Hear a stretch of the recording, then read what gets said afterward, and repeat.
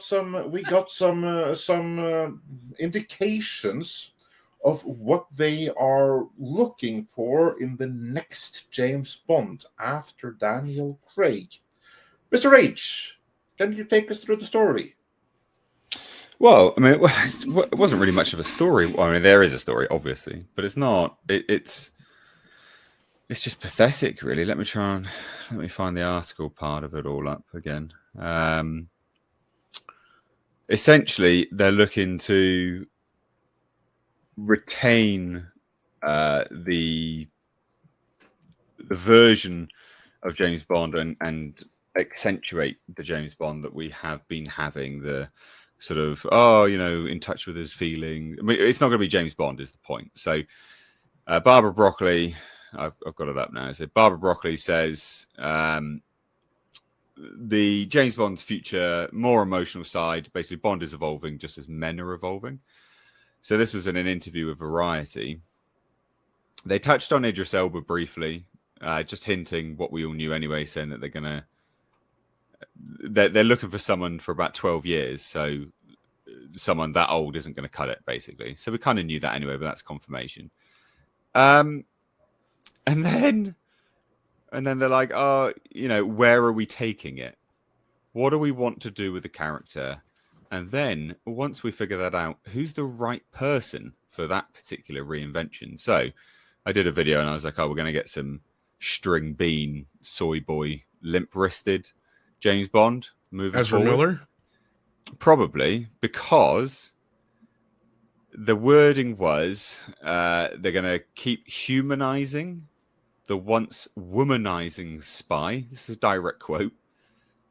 And ensure more fulfilling, meatier roles for the female stars of the franchise. That I'm absolutely fine with, because Ana de Armas was the best thing about No Time to Die. She was great.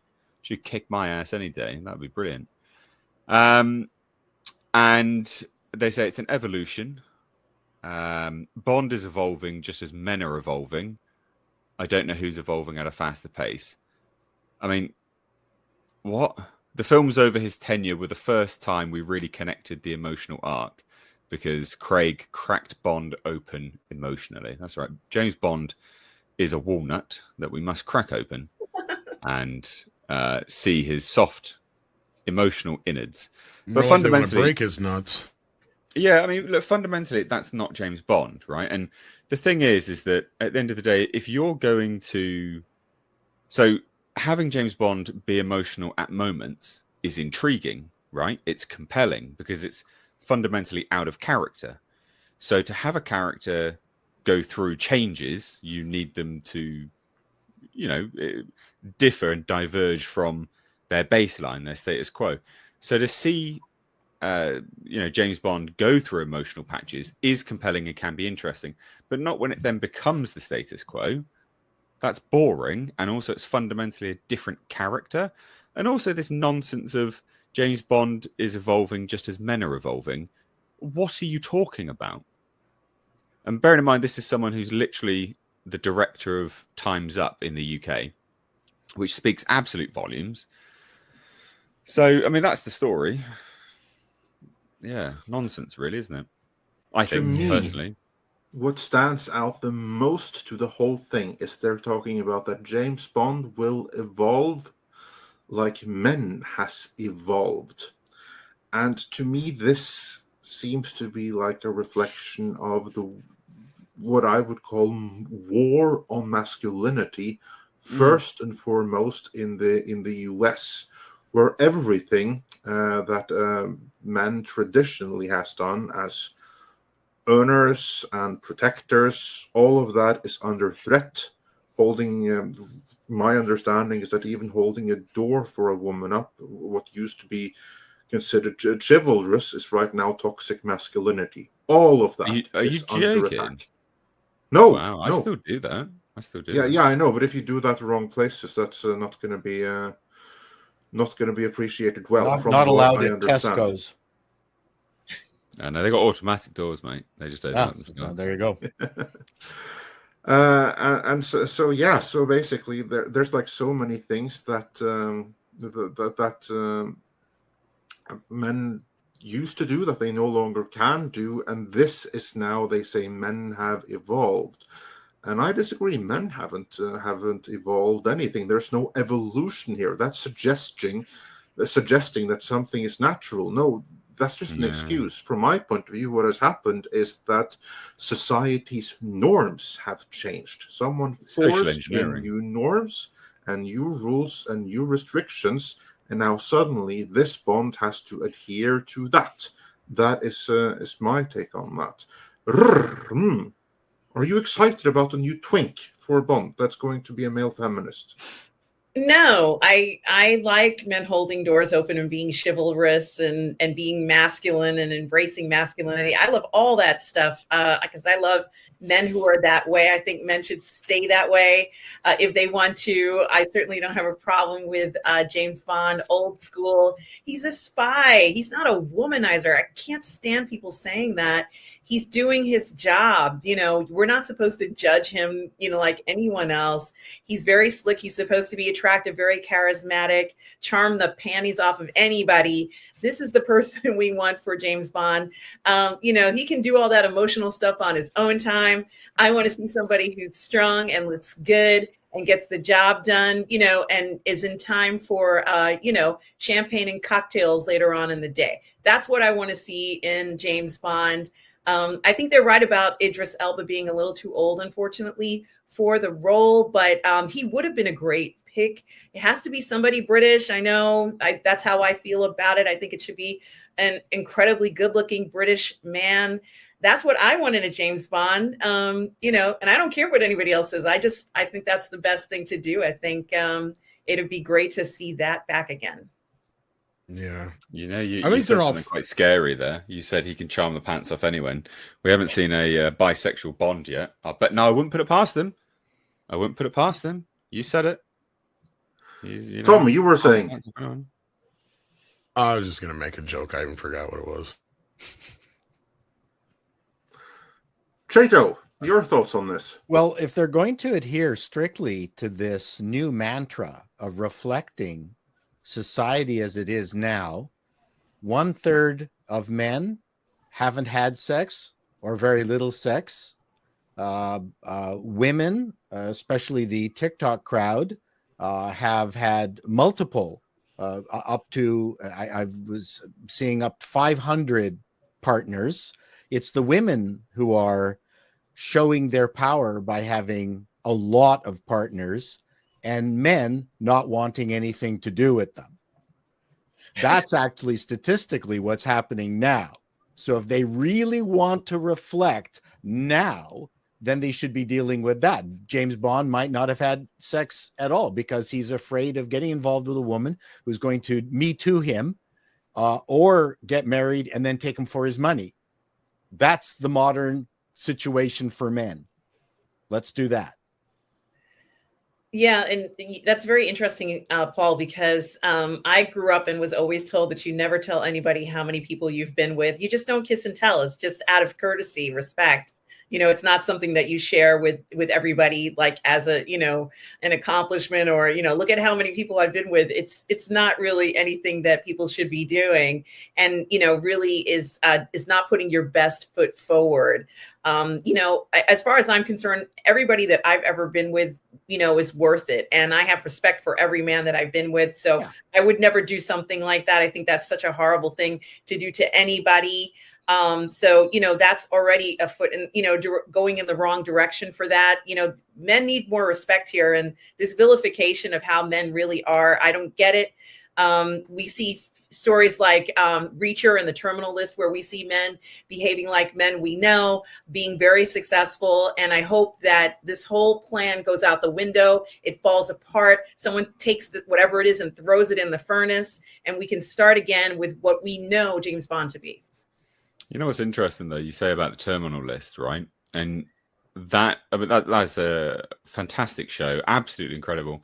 And yet it does tackle very emotional and very sensitive subjects where the main character does explore all of those very complex feelings through a very brutal and harsh story of revenge against a conspiracy of sort of atrocities, right? So, like, you can do it, but they're looking the Broccoli's are looking at it through a completely wrong lens. But And it can he be done. hugs his chums emotionally and truthfully in that show. Are we talking about the Terminal List? Terminal List, yeah. I'm saying on Terminal List, he's I mean, it's I mean, they're brothers in arms. It's not just that; Yeah. like it's also the pain that he feels. Oh, we don't want to get into spoilers, but the whole family situation, things like that. I mean, you can do it, but the problem is that the Broccoli's and Bond in general won't do it through that light, which is going to be a shame. I think the problem with this whole thing is this description she's giving us sounds like a fucking Monty Python skit. It does. Yeah. It sounds exactly like a Monty Python skit. What would they do with James Bond? They would make him the exact opposite of what you would expect. You would expect him to come on and being a dash debonair ladies man, and he comes in and he's just this fumbling, bumbling boy, like, oh, well, let me get the doll for you, ma'am, and blah, blah, blah, all that crappy shit, and then he's going to be all like femmy and shit like that. That sounds like a fucking skit to me. That's not James Bond. You basically... Why do this? This is ridiculous. James Bond is a standard, right? We talk about James Bonding a character. It's a term. Why is it that term? It's because you find an actor who fits that role and you put them in that. That's what that meant until Craig, right? Craig was the one that went against the norm. And sure, those are the ones that have done the biggest box office. But I guarantee you, if you go back and you look by and you go by actual inflation, they're probably not doing any better than any of the older Bond movies did at their height, right? Because we noticed the same thing with Star Trek, right? That was the whole Fugazi facade that J.J. Abrams was able to put over himself in Hollywood, is that he saved Star Trek. No, he didn't. Emma Watts even called him out on that shit. She said flat out, none of those movies made any more money than any of the other Star Trek movies. In fact, they cost more money to make. So in the end, they didn't make any more money. So that's kind of where I see this whole thing coming from, is like, why are you going to change? It would be like McDonald's going, you know what? We're no longer going to make hamburgers and fries. We're only going to do, shakes and fish sandwiches and things that we're not associated with anymore. Vegan Burger burgers. Vegan burgers and shit like that. Or Burger King would be a better choice because it's in their title, right? It's like, oh, we're Burger King, but we're no longer serving burgers no more ever again. Like, that's what it sounds like they're doing. It's like, then why call it James Bond? Come up with something completely different then, because that's not what James Bond is. And Robert Meyer Burnett explains him the best, is this guy knows he could die at any moment, right? He's on borrowed time, so he lives life on the edge constantly. Sure, he's going to have some emotional moments, but that's going to make him avoid certain attachments in life, or make it difficult to have attachments in life. It's going to make it difficult for him to do anything but the job, and the job requires certain things of him. And one of those certain things is sometimes to sleep with the enemy, or get some information by sleeping with somebody. So that has to be part of the job, and anytime they make a female spy movie anymore, tell me one where she has not used her body in some way, shape, or form to trick somebody, get some information out of somebody, anything like that, but they don't call that shit out. That's what bothers me. So it's like, why does Bond have to change while you're doubling down on these other side of it things? Like, because, we've had a couple of female spy movies in the past few years, and I haven't seen them all, but I guarantee you they all have scenes like that in them. I mean, that's the way Avengers started out. You had Black Widow basically toying with those bad guys, and she's dressed in a tight black dress. What the fuck do you think she was doing before that? Oh, she probably was a Red Sparrow, for those who have seen that movie. I think she was doing Pilates. That's part of the reason why, like, everyone in Marvel's Black Widow program is sterilized. Yes. Yeah. So who should be the next James Bond then? Let's say if we're not going with a twink. Who should be the... Cavill. I'm sorry? I think he's too old. Henry I think that's kind of the whole thing with the 10, 12 year thing, is that they're also signifying that, Man from U.N.C.L.E. was his audition. He was incredible in Man from U.N.C.L.E. And that was the audition for Bond, like through and through. I know he's not age appropriate now. I get it, but wouldn't he make? Well, not just that, he's too white and male, right? He's not what they're going for. You hit the nail on the head, Mr. H. They're going to go for somebody who's against type. Tom, I think you were right the first time. Ezra Miller. I mean, if they're going to go for it, freaking go all the way. Embrace it. Have a they, them be Bond. Go all the way with it. That or Elliot Page. Yeah. Yeah. Hate it. 4-foot Bond.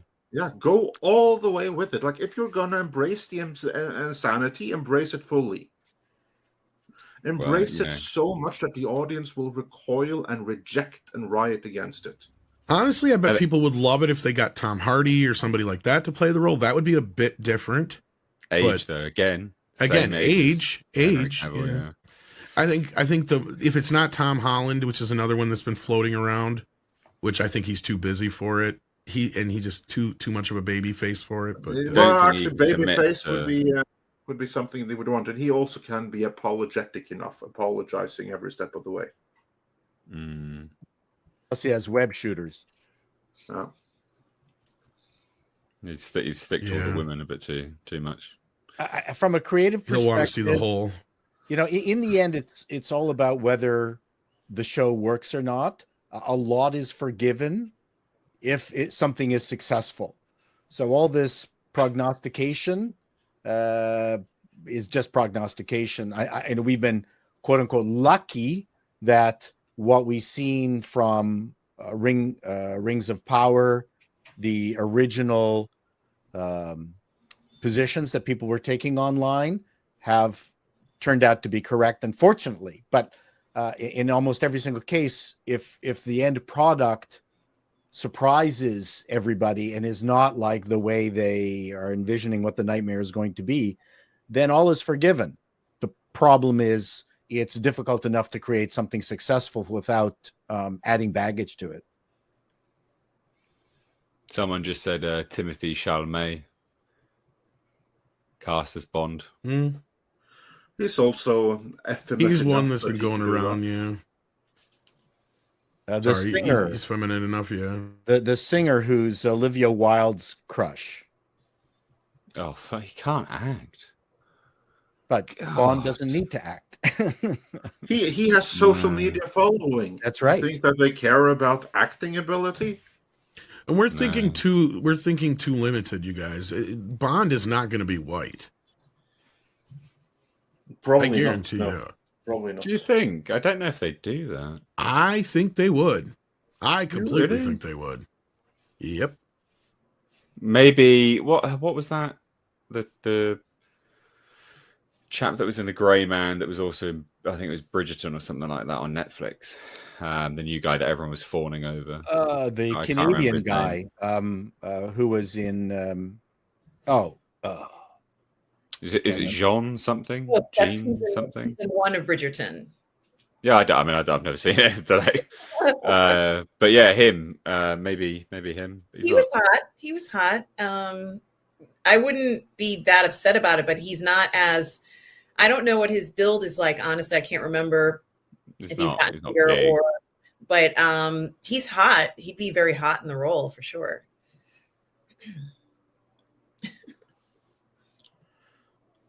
Yeah, I'm scanning through the cast here and I can't see her name. Jean. All I will say is that we are bringing up all of these people.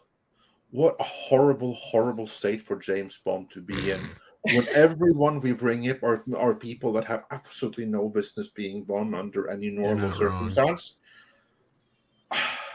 I mean, I think that the ending of the most recent Bond movie was quite symbolic of what they're doing right now.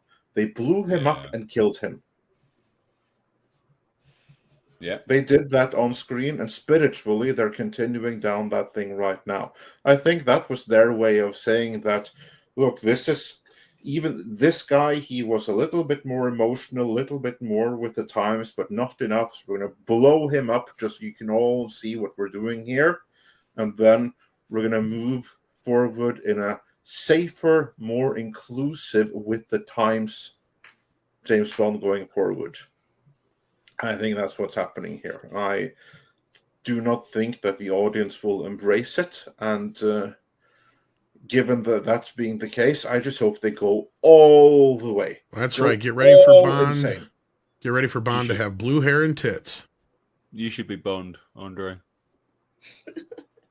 He's a Norwegian Bond. I'm the one who posited, but still, it's the point. I don't think that the next Bond is going to be white. He's definitely not going to be.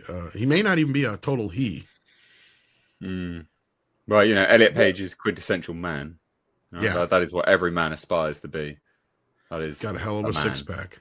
But if Bond mode. should need a special operative from Norway to help him out or help they out, they can give me a ring. Well, Sean Connery was a rugged guy, but not a pretty boy. No, that's what's needed. And same with Craig. So, to me, it would be neat to see someone who was rugged, but handsomely rugged and attractive because of his self-confidence. We don't need to see a pretty boy. Bronson was good, but too pretty, I thought. I'll take a rough diamond. I'll take a guy like that. I'm fine with that. Although my wife would go to bed with Bronson at any time. Yeah. She'd leave me. No, and I'd have to give her permission. I think that the other wives certainly may contemplate those thoughts in a given situation involving a proper James Bond as well. But with that, Tom, let's do a few more of these super chats before we move on to the next.